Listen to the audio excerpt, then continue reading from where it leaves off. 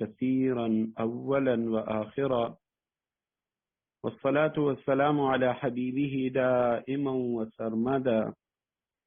أما بعد، فأعوذ بالله من الشيطان الرجيم.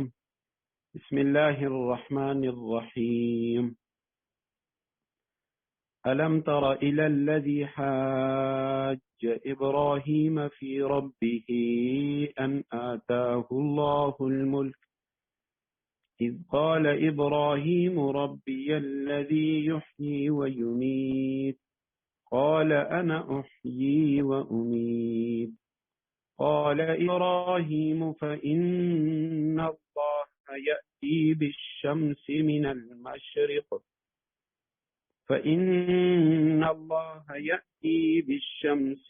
المشرق فأت بها من المغرب فبهت الذي كفر والله لا يهدي القوم الظالمين. صدق الله العظيم. اللهم صل على محمد النبي الأمي وعلى آله وأصحابه وبارك وسلم. رب زدني علما، رب اشرح لي صدري ويسر لي أمري واحلل عقدة من لساني يفقهوا قولي. اللهم أرنا الحق حقا وارزقنا اتباعه وأرنا الباطل باطلا وارزقنا اجتنابه. ألم تر إلى الذي حاج إبراهيم في ربه أن آتاه الله الملك. سورہ بقرہ کا 35واں رکوع ہے. الم تر الی الذی، کیا تم نے اس شخص کے حال پر غور کیا، حاج ابراہیم فی ربہ ان آتاہ اللہ الملک، کہ جس کو اللہ نے سلطنت کیا دے دی تھی کہ وہ اپنے پروردگار کے وجود ہی کے بارے میں ابراہیم سے بحث کرنے لگا. اذ قال ابراہیم، جب ابراہیم نے کہا کہ ربی الذی یحیی و یمیت، میرا پروردگار وہ ہے جو زندگی بھی دیتا ہے اور موت بھی. قال، تو وہ کہنے لگا کہ انا احیی و امیت، میں بھی زندگی دیتا ہوں اور موت دیتا ہوں. قال ابراہیم، ابراہیم نے کہا فإن اللہ یأتی بالشمس من المشرق، اللہ تو سورج کو مشرق سے نکالتا ہے. فأت بها من المغرب، تم ذرا اسے مغرب سے تو نکال کر لاؤ. فبہت الذی کفر، اس پر وہ کافر مبہوت ہو کر رہ گیا. واللہ لا یہدی القوم الظالمین، اور اللہ ایسے ظالموں کو ہدایت نہیں دیا کرتا. الم تر، کیا تم نے اس شخص کے حال پر غور کیا.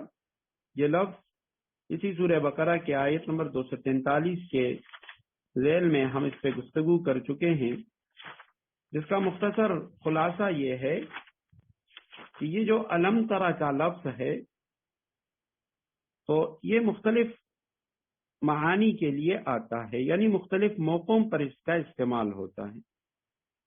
یا تو ماں باپ کا جو حال ہے وہ سنانے کے لیے، شوق اور تعجب دلانے کے لیے یہ لفظ استعمال کیا جاتا ہے، اور یہ الم ترا کا لفظ عربوں میں تعجب دلانے میں ایک مثل کی حیثیت اختیار کر چکا ہے.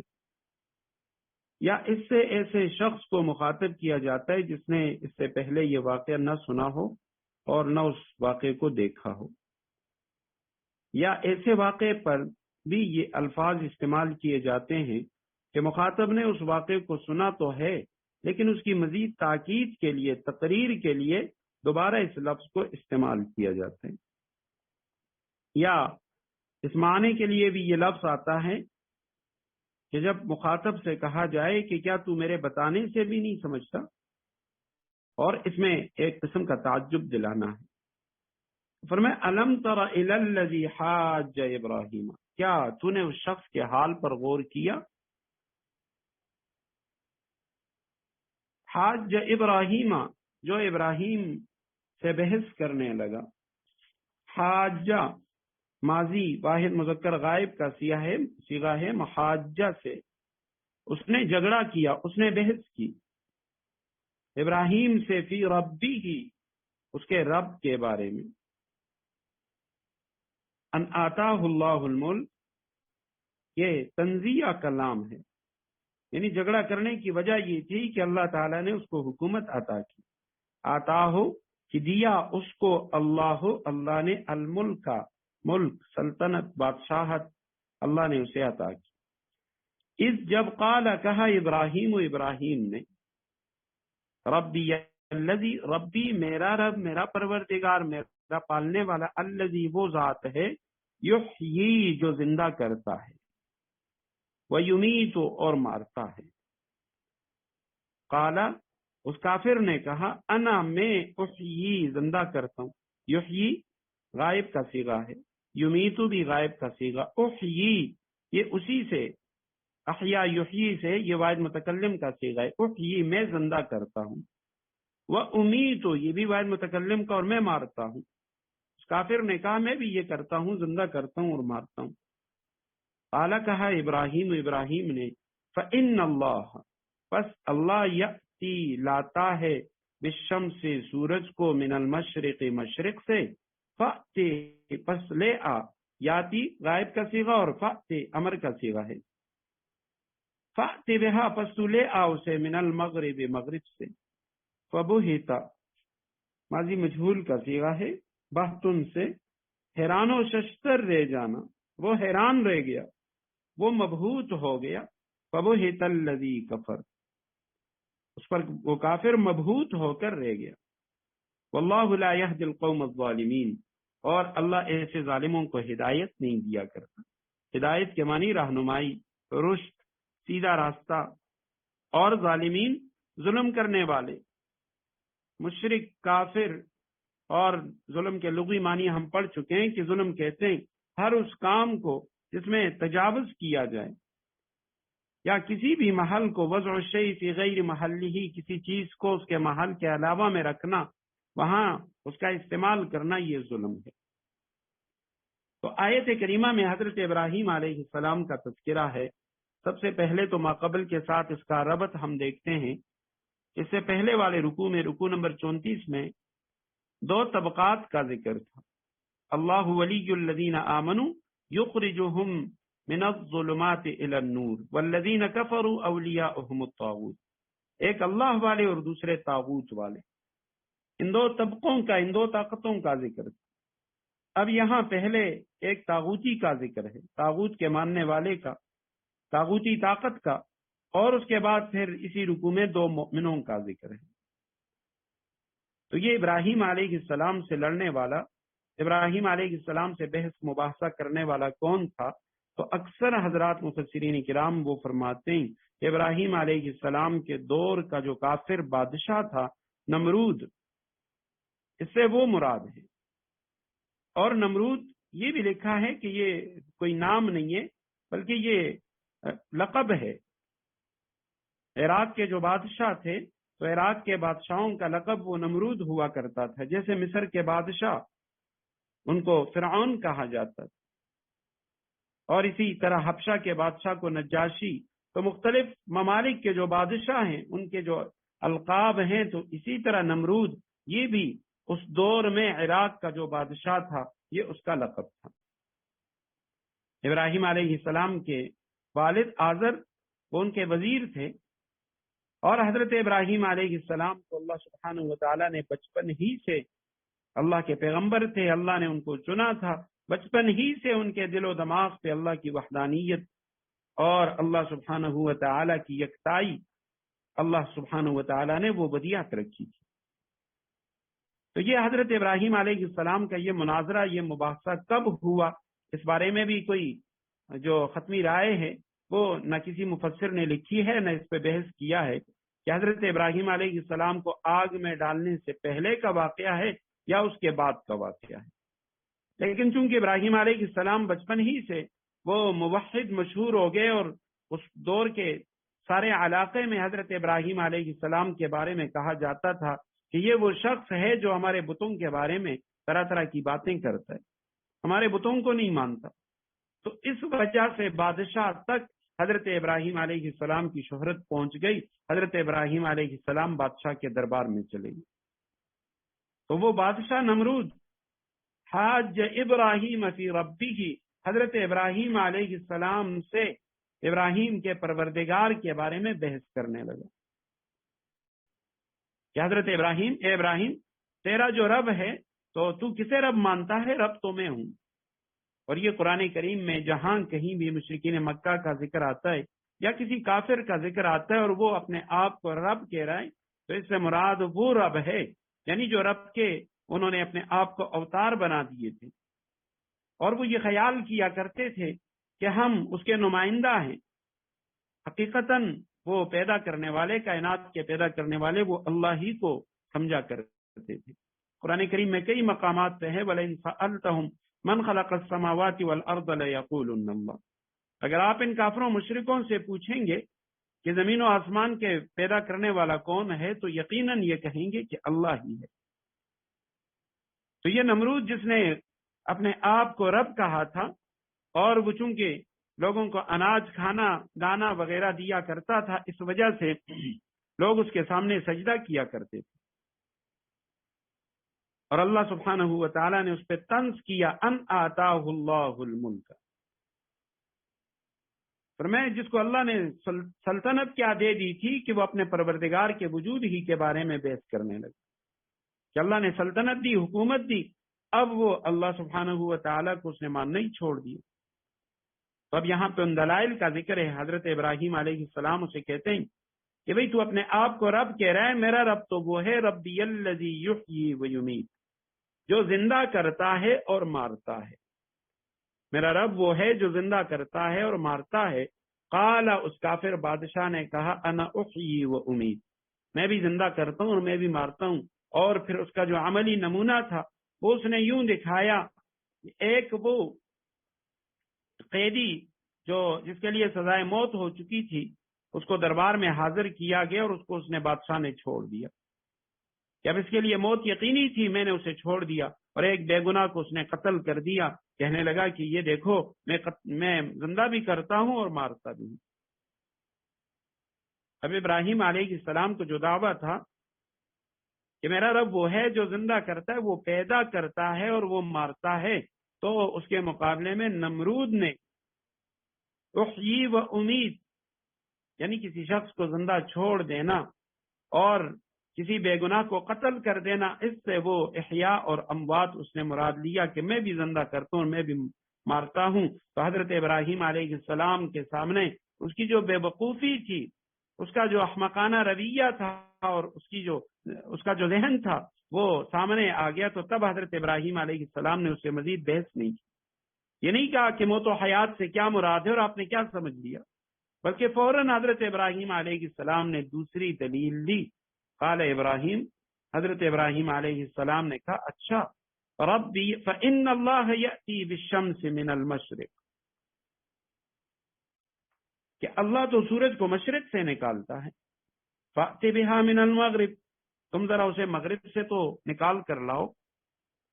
فبہت الذی کفر، اس پر وہ کافر مبہوت ہو کر رہ گیا، اب اس کے پاس کوئی جواب نہیں کہ الیاذ باللہ میں تو مقابلہ کر رہا تھا اور میں کہا کرتا تھا کہ میں رب ہوں۔ تو ابراہیم نے کہا میرا رب وہ ہے جو مشرق سے سورج کو نکالتا ہے، اور تو جو ہے فأت بها من المغرب، تو مغرب سے اسے نکال دے، ہمیں پتہ چل جائے گا کہ تو بھی رب ہے۔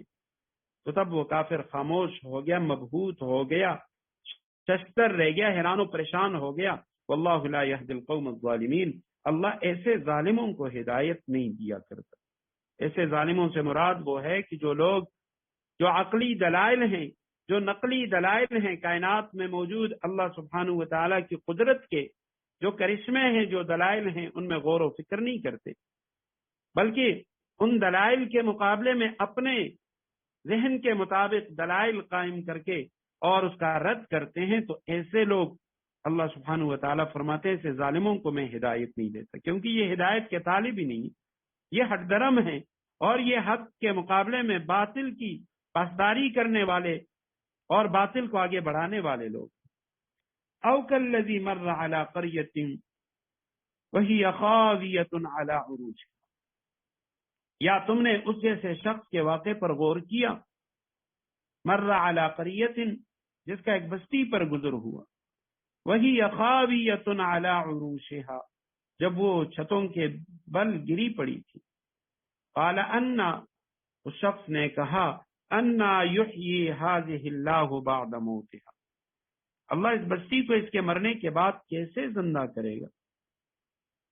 فاماتہ اللہ 100 عام ثم بعث، پھر اللہ نے اس شخص کو 100 سال تک کے لیے موت دے دی. ثم بعثہ، اور اس کے بعد دوبارہ زندہ کر دیا. قال کم لبثت، اور پھر پوچھا کہ تم کتنے عرصے تک اس حالت میں رہے ہو. قال لبثت یوما او بعض یوم، اس نے کہا ایک دن یا ایک دن کا کچھ حصہ. قال بل لبثت 100 عام، اللہ نے کہا نہیں بلکہ تم 100 سال تک اسی طرح رہے ہو. فانظر الى طعامك وشرابك لم يتسنى، اب اپنے کھانے پینے کی چیزوں کو دیکھو وہ ذرا نہیں سڑی. وانظر الى حمارك، دوسری طرف اپنے گدے کو دیکھو کہ گل سڑ کر اس کا کیا حال ہو گیا ہے. وَلِنَجْعَلَكَ آیَةً لِلنَّاسِ، اور یہ ہم نے اس لیے کیا تاکہ تمہیں لوگوں کے لیے اپنی قدرت کا ایک نشان بنا دیں. وانظر الی العظام، اور اب اپنے گدے کی ہڈیوں کو دیکھو. کیف ننشزها، ہم کس طرح انہیں اٹھاتے ہیں. ثم نکسوها لحما، پھر ان کو گوشت کا لباس پہناتے ہیں. فلما تبین له، چنانچہ جب حقیقت کھل کر اس کے سامنے آ گئی، قال، تو وہ بول اٹھا، اعلم ان اللہ علی کل شیء قدیر، مجھے یقین ہے کہ اللہ ہر چیز پر قدرت رکھتا ہے. او کالذی، اس کا عطف اسی پہلی والی آیت الم ترا پر ہے. کیا اس شخص کے واقعے پر آپ نے غور کیا؟ مرہ، جو گزرا، مرور سے ہے، مرور کے معنی ہے گزرنا، جو گزرا علی قریت، ایک بستی پر. قریہ بستی اور بستی کے رہنے والے. قرا اس کی جمع آتی ہے. قرآن کریم میں قرا کا لفظ بھی آ چکا ہے، لتنذر ام القرى ومن حولها، تو قرا بستیوں والے. وہی خاویۃ، اور وہ بستی، ہی ضمیر بستی کی طرف راجع ہے. خاویۃ اس میں فاعل واحد مؤنث کا صیغہ ہے. خاویٌ اور خاویۃ، گری ہوئی وہ. خاویہ گھر کا اجڑ جانا، کسی مکان کا، کسی جگہ کا خالی ہونا، گر پڑنا، اندر سے کھوکھلا ہونا، یہ سب اس کے معنی ہے. تو وہی خاویۃ، اور وہ گری پڑی تھی، علی عروشها، عروش یہ عرش کی جمع ہے، عرش چھت کو کہتے ہیں. تو علی عروشها، وہ چھتوں کے بل گری پڑی تھی. قال، اس شخص نے کہا، انا، کیسے، یحیی، اللہ زندہ کرے گا. یہاں پہ اگر ہم غور کریں تو یہ حیات کا ذکر آیت الکرسی کے اندر بھی تھا، الحی القیوم، اور اس کے بعد ابراہیم علیہ السلام کے واقعے میں بھی یحیی و یمیت، اور یہاں بھی انا یحیی ہذہ اللہ. تو وہ شخص کہنے لگا کہ کیسے یحیی، زندہ کرے گا، ہذہ، اس کو، اللہ، اللہ اس بستی والوں کو کیسے زندہ کرے گا، بعد موتها، ان کے مرنے کے بعد. فاماتہ اللہ، اماتا، موت دی، مار ڈالا اللہ نے اسے، 100 عام، 100 سال. عام 100 کے معنی 100، عام سال کو کہا جاتا ہے. قرآن کریم میں سال کے لیے 2 لفظ استعمال ہوئے ہیں، ایک عام کا لفظ ہے اور ایک سنہ کا لفظ ہے. یہ ارشد بھائی صفحہ تبدیل کر لیں، اس کے بعد والا جو صفحہ ہے وہ لگانا. تو یہ ایک عام کا لفظ ہے اور ایک سنہ کا لفظ ہے. عام بھی سال کو کہتے ہیں اور سنہ بھی سال کو کہتے ہیں، لیکن ان دونوں الفاظ میں تھوڑا سا فرق ہے دونوں کے معنی میں. سنہ کا لفظ یہ عام طور پر تکلیف یا خشک سالی والا جو سال ہوتا ہے اسے کہا جاتا ہے، جبکہ عام وہ سال جس میں آسانی اور کشائش ہو. تو یہ فرق ہے عام میں اور سنہ میں. قرآن کریم میں سورہ یوسف کی آیت نمبر 49 ہے، عام فیہ یغاث الناس وفیہ یعصرون. اور اسی طرح سورہ عنکبوت میں ہے، فلبث فیہم الف سنۃ الا 50 عاما. تو عام کا لفظ یہ کشادگی والے سالوں کے لیے، اور سنا کا لفظ تکلیف خشکسالی والے جو سال ہیں ان کے لیے آتا ہے. فاماتہ اللہ 100 عام ثم بعثہ، پھر اللہ نے اسے اٹھا لیا. بعثت کے معنی اٹھانا، بھیجنا. قال، اللہ سبحانہ و تعالی نے فرمایا کم، کتنا، لبثت، تو ٹھہرا، تو کتنی مدت تک ٹھہرا. قال، اس شخص نے کہا لبثت. اب یہ دیکھیں لبثت، لبثت یہ سارے ماضی کے صیغے ہیں. لبثا سے، لبثا کے معنی ہے ٹھہرنا، تو لبثت واحد مذکر مخاطب کا صیغہ ہے حاضر کا، اور لبثت یہ متکلم کا صیغہ ہے. قال لبثت، اس نے کہا میں ٹھہرا، یومن ایک دن، او بعض یومن یا دن کا کچھ حصہ. قال، اللہ سبحانہ و تعالیٰ نے فرمایا بل لبثت، بلکہ تو ٹھہرا، 100 عام 100 سال. فانظر، پس دیکھ، امر کا صیغہ ہے، الی طعامک، اپنے کھانے کی طرف، وشرابک، آخر میں کاف کاف ضمیر ہے مخاطب کی، وشرابک، اور اپنے پینے کی طرف، جو کھانے پینے کی چیزیں ہیں ان کی طرف نظر کر. لم یتسنہ، تمہارا مشروب یا تو عام وہ خراب نہیں ہوا. تسنن اس کے معنی عمر رسیدہ ہونا، یہ سن سے ہے، سال کو کہا جاتا ہے، عمر کو کہا جاتا ہے. تو تمہاری جو خوراک ہے وہ خراب نہیں ہوئی، تمہارا کھانا وہ خراب نہیں ہوا. لم یتسن. وانظر، اور دیکھ، نظر کر، الی حمارک، اپنے گدے کی طرف. وَلِنَجْعَلَكَ آیَةً لِلنَّاسِ، اور تاکہ ہم بنائیں آپ کو آیۃ للناس، لوگوں کے لیے نشانی. اللہ کی قدرت کی نشانی تمہیں بنا دیں، تمہیں موت دینے کے بعد دوبارہ زندہ کریں. وانظر، اور دیکھیں، الی العظام، ہڈیوں کی طرف. العظام ہڈیاں، عظم کی جمع ہے، عظم ہڈی اور عظام ہڈیاں. کیف ننشزھا، کیسے، ننشزھا مضارع جمع متکلم کا صیغہ ہے، انشاز سے ہم جوڑ دیتے ہیں، حرکت دیتے ہیں. اور نش یہ بلند زمین کو بھی کہا جاتا ہے. ناشز کے معنی اوپر اٹھنا. قرآن کریم میں ہے وَإِذَا قِيلَ انشُزُوا فَانشُزُوا، جب کہا جائے اٹھ کھڑے ہو تو اٹھ کھڑے ہوا کرو. کیف ننشزھا، کیسے ہم انہیں جوڑ دیتے ہیں، کس طریقے سے ہم انہیں اٹھاتے ہیں. ثم، پھر، نکسوہا، یہ لفظ پہلے بھی گزر چکا ہے. کسوہ سے ہے پہنانا، چھپانا. کسوہ لباس کا جوڑا. یہ طلاق یافتہ جو عورتیں ہیں تو ان کے لیے کسوتہن، ان کے لیے کسوہ ہے، لباس جوڑا. ثم نکسوہا، کیسے ہم پہنا دیتے ہیں اسے، لحمن، گوشت، کہ ان کے اوپر ہم گوشت چڑھا دیتے ہیں ہڈیوں کے اوپر. فلما تبین، پس جب واضح ہو گیا، حقیقت واضح ہو گئی، کھل گئی، لہو، اس شخص کے لیے. قال، اس نے کہا اعلم، میں جانتا ہوں، ان اللہ علی کل شیء قدیر، یعنی مجھے یقین ہے کہ اللہ ہر چیز پر قدرت رکھتا ہے. وہ مردوں کو بھی زندہ کر سکتا ہے، دوبارہ اللہ سبحانہ و تعالی مردوں کو اٹھائے. اب یہاں بھی یہ جو واقعہ ہے کہ یہ کون صاحب تھے، کس دور کا واقعہ ہے، تو اس کے بارے میں بھی تفسیری روایات مختلف ہیں. کیونکہ نبی علیہ السلام سے کسی صحیح حدیث میں کسی خاص نبی کے بارے میں، کسی خاص شخص کے بارے میں، یا کسی خاص علاقے کے بارے میں یہ کوئی مرفوع روایت نہیں ہے کہ یہ کس بستی کا تذکرہ ہے اور کون سے نبی، کون سی شخصیت کا وہاں پہ گزر ہوا. تو تورات میں اس سے ملتا جلتا واقعہ حضرت حزقیل علیہ السلام کا لکھا ہے، جو 6 صدی قبل مسیح میں تھے.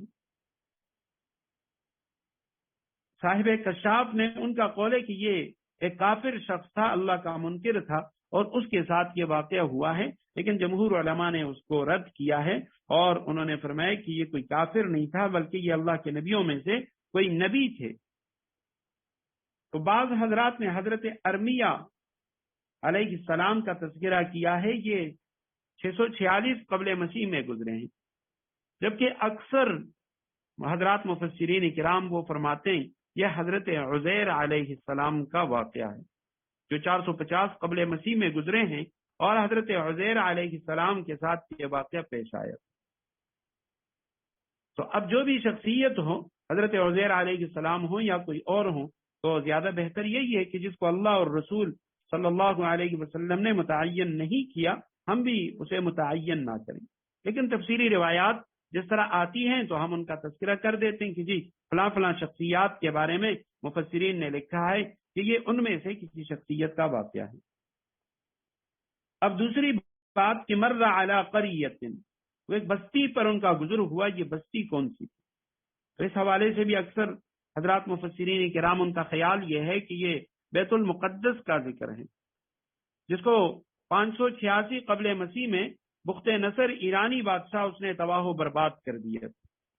وہاں کے جتنے رہائشی تھے تو ان سب کو اس نے قتل کر دیا، کچھ کو قیدی بنا کے اپنے ساتھ لے گیا اور بیت المقدس کو اس نے تباہ و برباد کر دیا. تو یہ اس وقت کا واقعہ ہے کہ جب اس بیت المقدس پر اللہ کے نبیوں میں سے حضرت عزیر علیہ السلام یا حضرت ارمیہ علیہ السلام ان میں سے کسی کا گزر ہوا. تو انہوں نے دیکھا وہ خاویۃ علی عروشہا،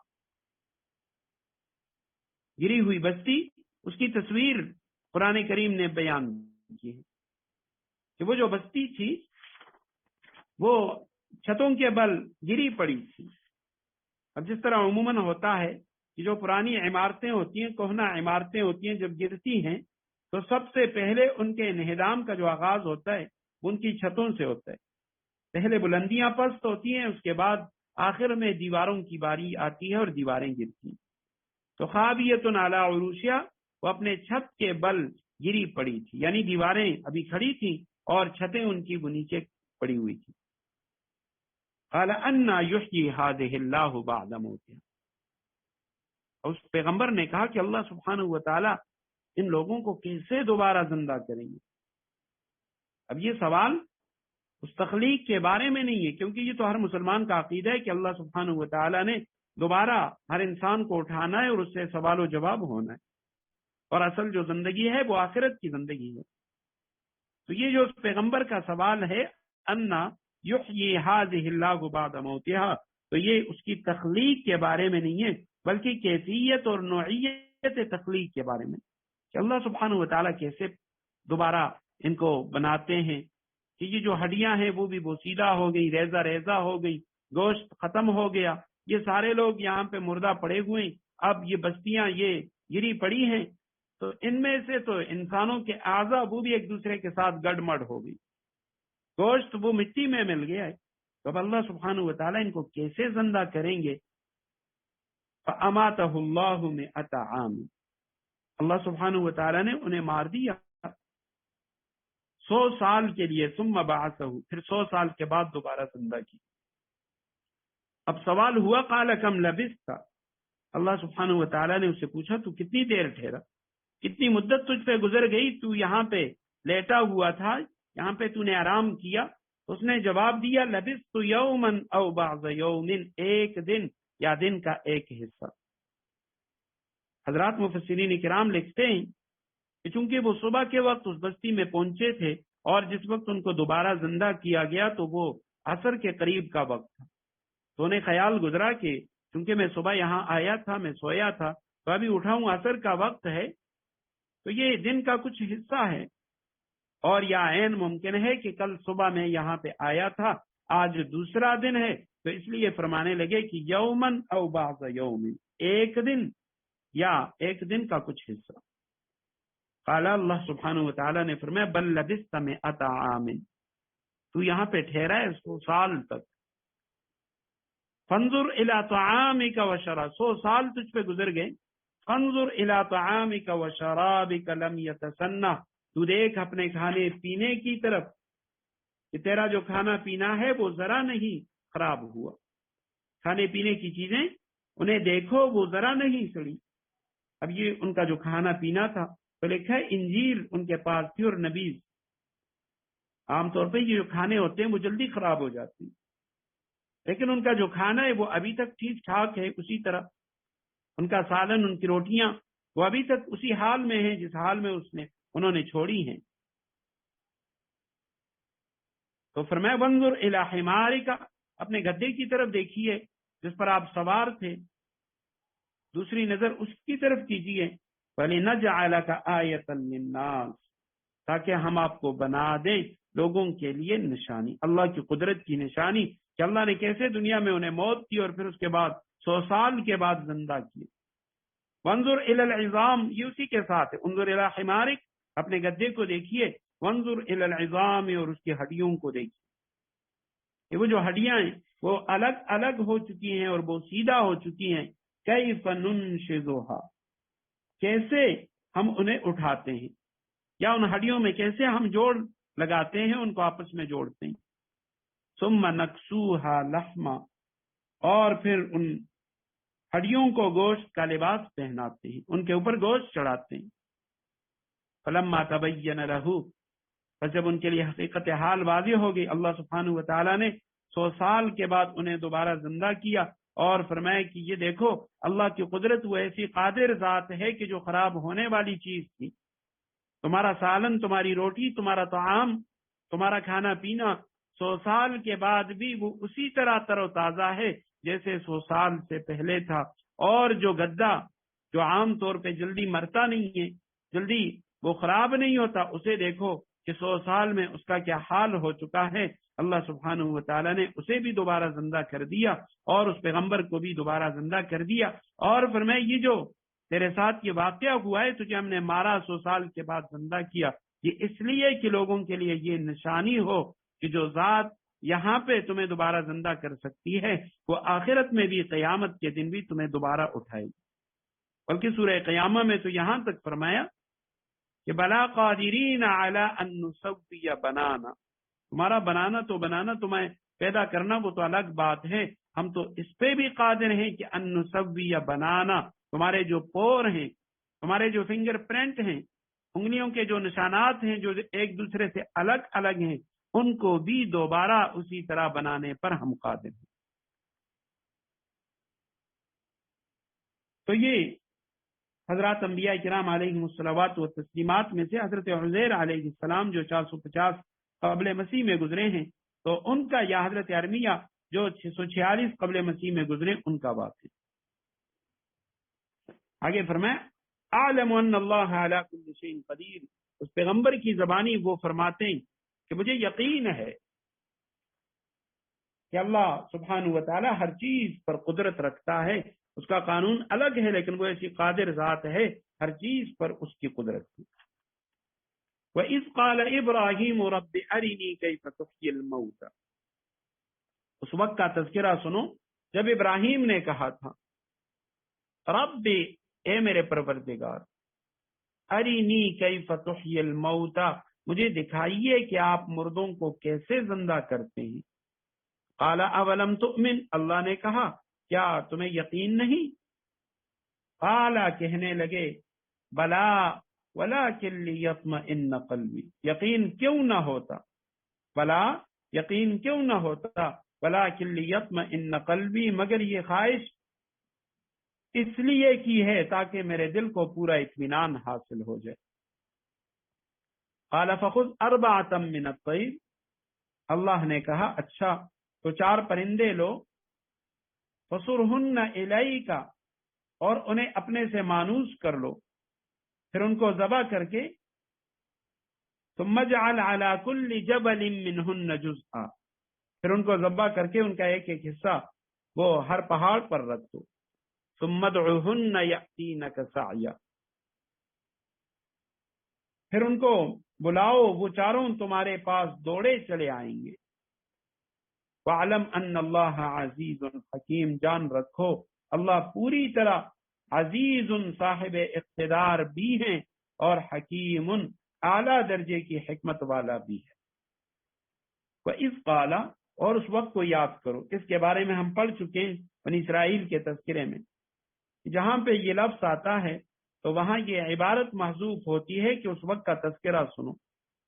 اذکروا، یاد کرو اس وقت کو، وَإِذْ قَالَ، اور جب ابراہیم علیہ السلام نے کہا، ربی، کہ لفظ اصل میں ربی ہے، یا عام طور پہ اسے مواقع پہ محذوف ہوتی ہے، ربی، اے میرے رب، ویسے رب کے معنی ہے پروردگار، پالنے والے، لیکن ربی یا نسبتی لگتی ہے تو معنی ہوتے اے میرے پروردگار، تو یہاں پہ وہی یا محذوف ہے، اے میرے پروردگار، ارینی، مجھے دکھلائیے، یہ امر کا صیغہ ہے اری، اور نی آخر میں ضمیر ہے کہ مجھے دکھلائیے، کیف کیسے تحیی الموت، تو زندہ کرتا ہے مردوں کو، کہ اللہ آپ مردوں کو کیسے زندہ کرتے ہیں، مجھے یہ دکھلا دیجیے۔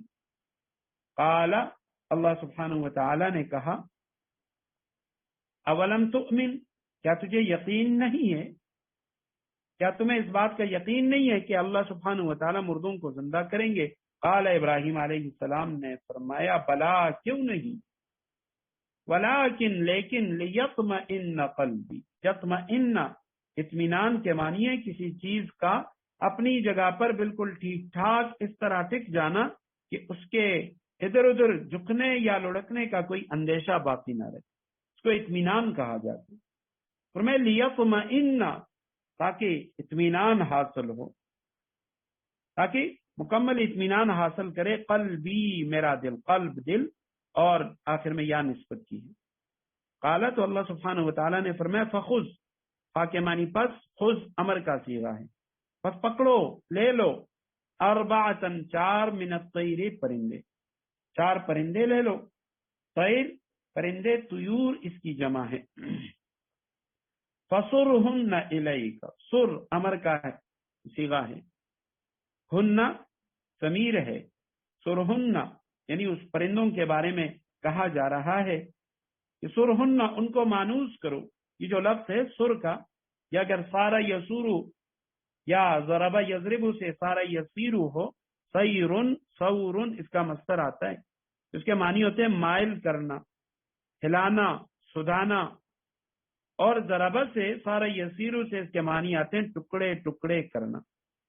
اس لیے اس کے معنی بھی مختلف کیے گئے، کیونکہ یہ لفظ جو ہے یہ مختلف معنی کو بتاتا ہے، مانوس ہونا، مانوس کرنا یہ بھی اس کا معنی ہے، مائل کرنا یہ بھی معنی ہے، اور ٹکڑے ٹکڑے کرنا بھی اس کا معنی آتا ہے، تو اس لیے حضرات مفسرین کرام نے اس کے معنی مختلف کی۔ مثلا ضیاء القرآن میں سرہن کے معنی لکھا ہے ان کو مانوس کر لو، یا جس طرح حضرت شیخ الاسلام مفتی محمد تقی عثمانی صاحب انہوں نے ترجمہ کیا، اور انہیں اپنے سے مانوس کر لو۔ تفسیر کبیر میں امام راضی رحمہ اللہ انہوں نے ترجمہ کیا ہے، پھر ان کے ٹکڑے ٹکڑے کر ڈالو، کیونکہ لفظ کا معنی یہ ٹکڑے ٹکڑے کرنا یہ بھی اس کے معنی میں آتا ہے۔ اور بعض حضرات نے اس کا ترجمہ کیا ہے، پھر ان کو اپنی طرف آنے کے لیے سدھاؤ۔ تو یہ تمام معانی اس کے یعنی ممکن ہیں، اور حضرات مفسرین کرام نے کیے ہیں۔ ان پرندوں کو لو اور ان کے ٹکڑے ٹکڑے کرو، یا ان کو اپنے ساتھ مانوس کرو، ثم اجعل، پھر کر دو، اجعل امر ہے، علی کل جبل، جبل پہاڑ کو کہا جاتا ہے، جبال اس کی جمع ہے، منہن ان میں سے، جزءاً ٹکڑا، ان کا ایک حصہ، ان کے ٹکڑے وہ ہر الگ الگ پہاڑوں پہ رکھ دیجئے، ثم ادعوہن، پھر ان کو بلائیے، ادعو بلانا، پکارنا، دعوت سے ہے، دعا سے، پھر ان کو پکاریں، یأتینک سعیا، ان کو بلاؤ، وہ چاروں تمہارے پاس دوڑے چلے آئیں گے، وَعْلَمْ، اور جان رکھو، ان اللہ عزیز حکیم، کہ اللہ پوری طرح صاحب اقتدار بھی ہیں، عزیز غالب، اور حکیم اعلیٰ درجے کی حکمت والا بھی ہے۔ تو ربط وہی ہے کہ پہلے ایک طاغوتی کا ذکر تھا، طاغوت کے ماننے والے کا، اور اس کے بعد 2 اللہ کے نیک بندوں کا، اللہ کے ولیوں کا ذکر تھا۔ ایک کا واقعہ گزر چکا، اور اب اس کے بعد دوسرے کا واقعہ آ رہا ہے، اور سب میں آخرت کا تذکرہ ہے، مردوں کا دوبارہ زندہ کرنا، دوبارہ اللہ سبحانہ و تعالیٰ کے سامنے کھڑا ہونا، اللہ کا بندوں کو قبروں سے اٹھانا، اس کا تذکرہ ہے۔ تو یہاں حضرت ابراہیم علیہ السلام کا یہ واقعہ ہے کہ اس وقت کو یاد کرو جب ابراہیم علیہ السلام نے اپنے رب سے کہا تھا، اے میرے پروردگار، ارینی، مجھے دکھلا دیجئے، کیف تحیی الموتی، آپ مردوں کو کیسے زندہ کریں گے۔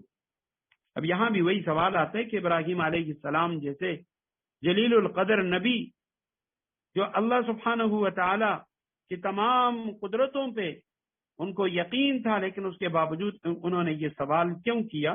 تو جواب بڑا آسان ہے کہ کیف تحیی الموتی، یہاں کیفا سے جو سوال ہے اس چیز کی حالت دریافت کرنے کے لیے یعنی یہ سوال کیا جاتا ہے جس کے موجود ہونے کا یقین ہو۔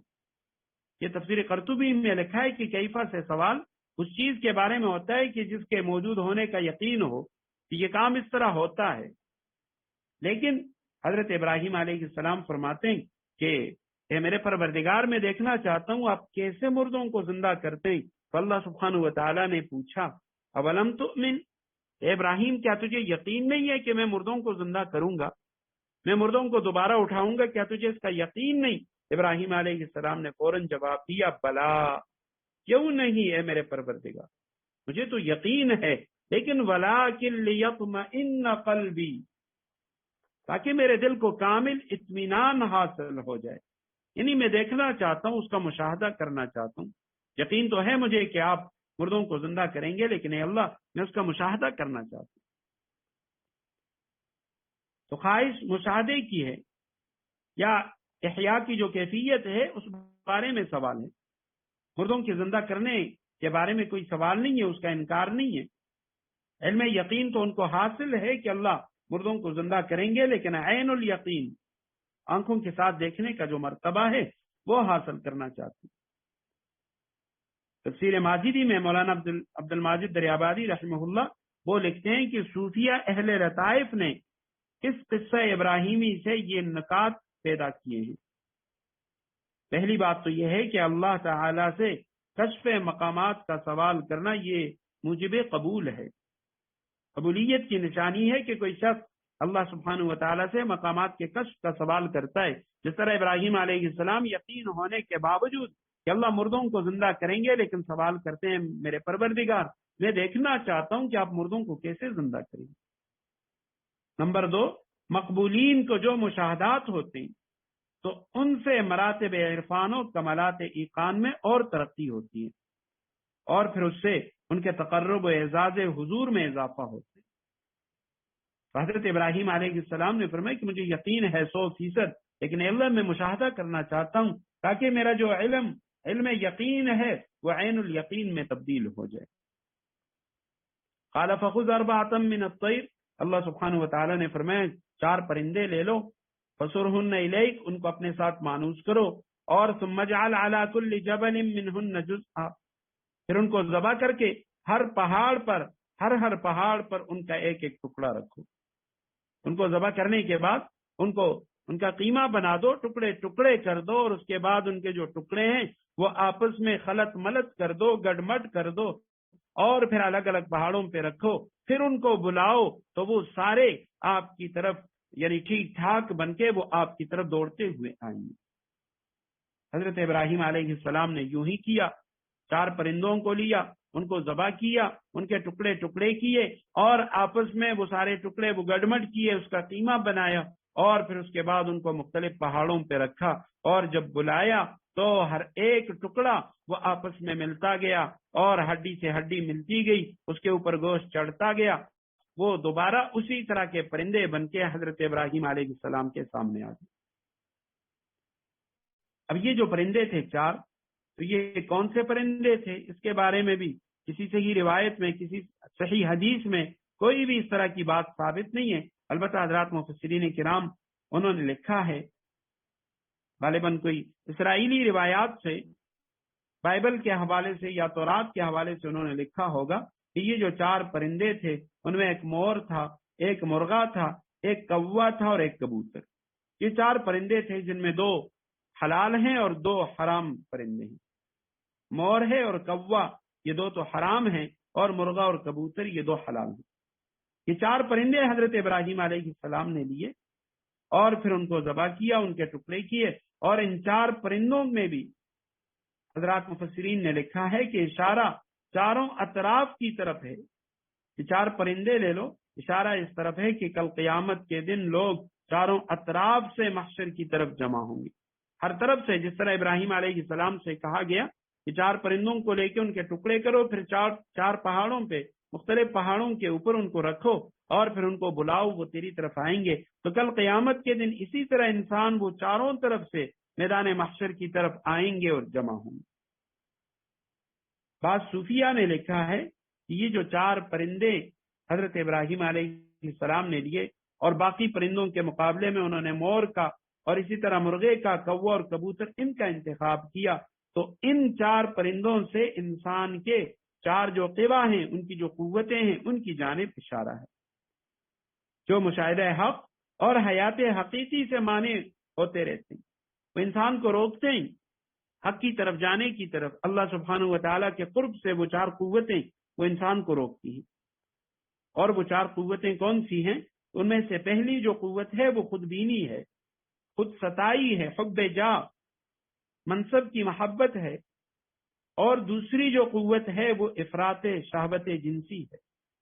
جنسی جو شہوت ہے، یہ جو قوت ہے، تو یہ دوسری طاقت ہے جو انسان کو اللہ سبحانہ و تعالیٰ کے قرب سے روکتی ہے۔ اور تیسری جو قوت ہے وہ حرص و طمع ہے، حب مال ہے، مال کی محبت۔ اور چوتھی جو قوت ہے وہ طول عمل ہے، یعنی امیدوں کا لمبا ہونا یا دنیا کی محبت۔ تو یہ چار چیزوں کی طرف اشارہ ہے، جبکہ بعض حضرات نے اس کی مزید تشریح کی ہے اور لکھا ہے کہ یہ جو چار قوتیں انسان کے اندر موجود ہیں، ابراہیم علیہ السلام نے جن چار پرندوں کو ذبح کیا، ان چار پرندوں میں سے ہر ایک پرندے کے اندر ان میں سے کوئی نہ کوئی خصلت موجود ہے۔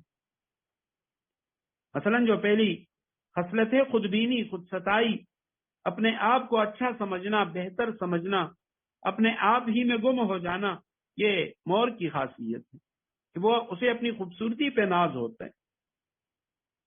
اور دوسری جو افراط شہوت جنسی ہے، تو یہ مرغے کے اندر یہ جو چیز ہے یہ زیادہ ہے۔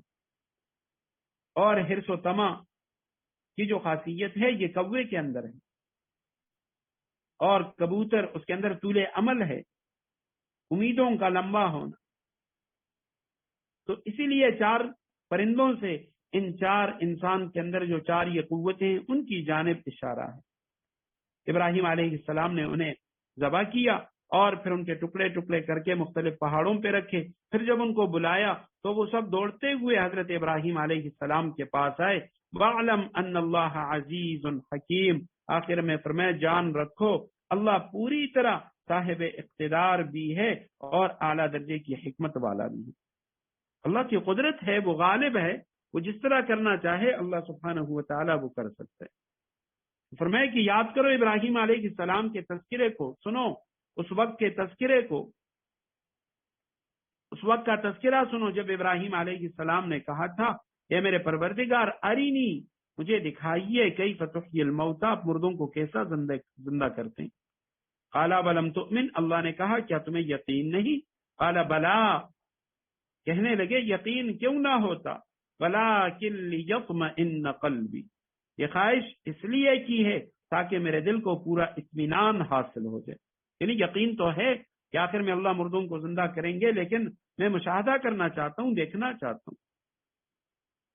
قال، اللہ نے کہا فخذ اربعۃ من الطیر، اچھا تو چار پرندے لو، فصرہن الیک، اور انہیں اپنے سے مانوس کر لو، ثم اجعل علی کل جبل منہن جزءا، پھر ان کو ذبح کر کے ان کا ایک حصہ ہر پہاڑ پر رکھ دو، ثم ادعہن، پھر ان کو بلاؤ، یأتینک سعیا، وہ چاروں تمہارے پاس دوڑے چلے آئیں گے، وَاعْلَمْ، جان رکھو، ان اللہ عزیز حکیم، کہ اللہ پوری طرح صاحب اقتدار بھی ہے، اعلیٰ درجے کی حکمت والا بھی ہے۔ مثل الذین ينفقون اموالهم فی سبیل اللہ کمثل حبۃ انبتت سبع سنابل فی کل سنبلۃ مئۃ حبۃ، سورہ بقرہ رکوع نمبر 36 ہے۔ مثل الذین، مثال ان لوگوں کی جو لوگ اللہ کے راستے میں اپنے مال خرچ کرتے ہیں، کمثل حبۃ، ان کی مثال ایسی ہے جیسے ایک دانہ ہو، انبتت سبع سنابل، تو ایک دانہ 7 بالیں اگائے، فی کل سنبلۃ مئۃ حبۃ، اور ہر بال میں 100 دانے ہوں، واللہ یضاعف لمن یشاء، اللہ جس کے لیے چاہتا ہے ثواب میں کئی گنا اضافہ کر دیتا ہے، واللہ واسع علیم، اللہ بہت وسعت والا، بڑے علم والا ہے۔ تو اللہ کے راستے میں مال خرچ کرنا، اور اسی طرح اللہ کے راستے میں جہاد کرنا، سورہ بقرہ کے اندر جو سورہ بقرہ کے جو اصل الاصول جو مضامین ہیں، توحید ہے، اللہ کے راستے میں جہاد ہے، کیونکہ سورہ بقرہ غزوہ بدر سے کچھ پہلے نازل ہوئی ہے، اس کے اندر جہاد کا ذکر زیادہ ہے، انفاق فی سبیل اللہ، اللہ کے راستے میں مال خرچ کرنا، اس کا تذکرہ زیادہ ہے۔ تو یہاں سے وہی انفاق فی سبیل اللہ کا تذکرہ دوبارہ شروع ہوگی۔ مثل الذین، مثال ان لوگوں کی، الذین جو ینفقون، جمع مذکر غائب کا صیغہ ہے، انفاق سے خرچ کرتے ہیں، اموالہم اپنے مالوں کو، فی سبیل اللہ اللہ کے راستے میں، کمثل حبۃ، حبہ کہتے ہیں دانے کو، حبوب اس کی جمع، اس دانے کی طرح اس کی مثال ہے کہ انبتت، انبات کے معنی اگانا، وہ دانا اگاتا ہے، 7 سنابل، 7 بالیں، 7 خوشے، ایک دانے سے 7 خوشے نکلتے، اور پھر فی کل سنبلۃ، ہر خوشے کے اندر، سنابل یہ سنبل کی جمع ہے، سنبلہ، سنبلہ خوشے کو کہتے ہیں، سنابل خوشے، بالیں، تو فی کل سنبلۃ، ہر بال میں، ہر خوشے میں، 100 حبۃ، 100 دانے ہوں، واللہ یضاعف لمن یشاء، اور اللہ جس کے لیے چاہتا ہے، یضاعف، دگنا کرتا ہے، کئی گنا کر دیتا ہے، لمن یشاء، جس کے لیے چاہے۔ اللہ وسعت والا ہے، واسع، وسعت والا، علیم، بڑے علم والا ہے۔ تو اللہ کے راستے میں مال خرچ کرنے کی ترغیب ہے کہ جو لوگ اللہ کے راستے میں مال خرچ کرتے ہیں، ان کی مثال اس طرح ہے کہ جس طرح ایک دانہ، اسے ہم زمین کے اندر وہ بیج لگا دیتے ہیں، اس سے ایک پودا نکلتا ہے، اور اس پودے کے اندر 7 بالیں، 7 خوشے نکل جائیں، اور پھر ہر خوشے میں 100 دانے ہوں، تو یہ ایک دانہ جو ہم نے زمین کے اندر لگا دیا، اس سے 700 دانے نکل گئے۔ تو اسی طرح کئی صحیح روایات کے اندر آتا ہے کہ اللہ سبحانہ و تعالیٰ کل قیامت کے دن ایک نیکی کے بدلے 700 نیکیاں عطا فرمائیں گے، کہ اللہ سبحانہ و تعالیٰ بندوں کی نیکی کو 700 گنا تک بڑھا چڑھا دیتی۔ اور آگے فرمائے واللہ یضاعف لمن یشاء، اللہ دگنا کر دیتا ہے، کئی گنا کر دیتا ہے، لمن یشاء، جس کے لیے چاہے، 700 بھی کیا، اس سے بھی بڑا چڑھا کے اجر دیتا ہے۔ اور علماء نے لکھا ہے کہ یہ جو کسی کی نیکی بڑھتی ہے، اللہ کے راستے میں مال خرچ کرنا یا کوئی عبادت، اس کا جو اجر ہے وہ جو بڑھتا ہے وہ اخلاص کی وجہ سے، جتنا زیادہ اخلاص ہوتا ہے اتنا ہی زیادہ اللہ سبحانہ و تعالی اس کا جو اجر ہے وہ بڑا چڑھا کے دیتے ہیں۔ الذین ينفقون اموالهم فی سبیل اللہ، جو لوگ اپنے مال اللہ کے راستے میں خرچ کرتے ہیں، ثم لا يتبعون ما انفقوا منا ولا اذى، پھر خرچ کرنے کے بعد نہ احسان جتلاتے ہیں نہ کوئی تکلیف پہنچاتے ہیں، لہم اجرہم عند ربہم، وہ اپنے پروردگار کے پاس اپنا ثواب پائیں گے، فلا خوف علیہم ولا هم یحزنون، نہ ان کو کوئی خوف لاحق ہوگا اور نہ کوئی غم پہنچے گا۔ ينفقون پہلے گزر چکا، جمع مذکر غائب کا صیغہ ہے، انفاق سے جو خرچ کرتے ہیں، اموالہم اپنے مال اللہ کے راستے میں، ثم پھر لا یتبعون، ماضی منفی کا صیغہ ہے، اتباع سے پیچھا کرنا، تو خرچ کرنے کے بعد وہ اس کے پیچھے احسان نہیں جتلاتے، ما انفقوا جو انہوں نے خرچ کیا اس کے پیچھے نہیں لگاتے، منن احسان کو، کہ جس بندے پر اس نے خرچ کیا اس پہ احسان وہ نہیں جتلاتے، ولا اذى اور نہ اسے کوئی تکلیف پہنچاتے ہیں، یعنی اس سے اپنا کوئی بگاڑ لیتے ہیں، کوئی کام لیتے ہیں کہ جی میں نے تمہیں پیسے دیے، میں نے تمہیں زکوٰۃ دیا، میں نے تمہیں صدقہ دیا، میں نے تمہارے ساتھ فلاں تعاون کیا، اب تم میرا یہ کام کرو، تو اس طرح نہیں کرتے۔ تو جو مومن بھی اللہ کے راستے میں مال خرچ کرتے ہیں اور جن لوگوں کو دیتے ہیں ان پر نہ احسان جتلاتے ہیں نہ ان سے اپنا کوئی کام لیتے ہیں، لہم اجرہم عند ربہم، ان کے لیے اجر ہے ان کے رب کے ہاں، وہ اپنے پروردگار کے پاس اپنا ثواب پائیں گے، اور ولا خوف علیہم، نہ ان پہ کوئی خوف ہوگا، ولا هم یحزنون، نہ وہ غمگین ہوں گے۔ کئی بار خوف کا لفظ اور حزن کا لفظ یہ گزر چکا کہ خوف آنے والے جو مراحل ہوتے ہیں ان کا ہوتا ہے، اور حزن جو ہے یہ گزشتہ جو زندگی ہے اس پر ہوتا ہے، غم کہ بھئی میں نے زندگی ضائع کر لی، میں نے وقت ضائع کیا، مجھے ابھی اس کا غم ہے، پریشانی لاحق ہے۔ اور آنے والے جو مراحل ہوتے ہیں کہ مجھے خوف ہے، میں نے فلاں کے سامنے ہی جانا ہے، یا بعض حضرات مفسرین نے لکھا ہے کہ خوف وہ ہوتا ہے جو اپنی ذات کا ہوتا ہے، اور حزن جو ہے یہ وہ ہوتا ہے جو دوسرے کا ہوتا ہے.